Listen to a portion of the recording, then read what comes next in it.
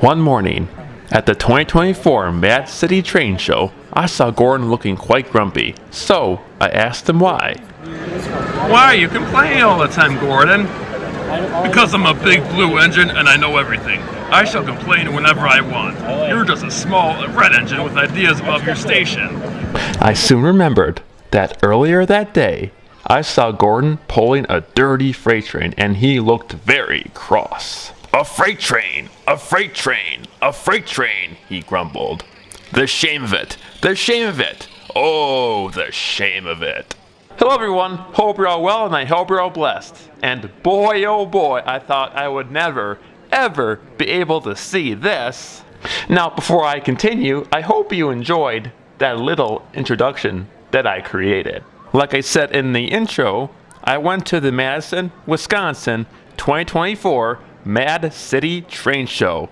And when I saw these TV accurate, custom built Gauge 1 replicas of the Thomas characters, that just made my day and visit to the show that much more worth it.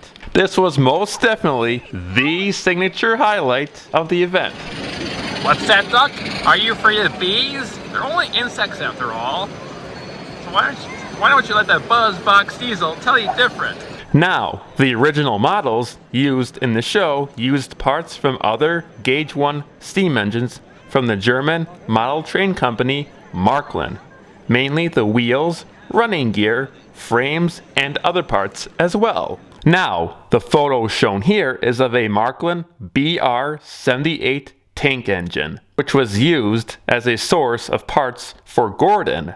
And here is a nice side shot of Gordon, so you can see how the parts of the Marklin engine were implemented for Gordon's model. And I asked one of the guys who made these models if he used parts from the Marklin engines, and when he said yes, I was amazed. And that made these replicas more faithful to the originals. I, of course, took numerous photos of these beautiful, pristine models.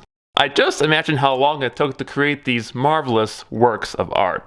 Now, I noticed that they took some creative liberty and made their paint colors much deeper in tone and making them much shinier in appearance, and I quite like that. Now, I noticed that there were two models of Thomas at the show, but this model of Thomas that you are seeing here has the more accurate shade of blue and he has a satin finish.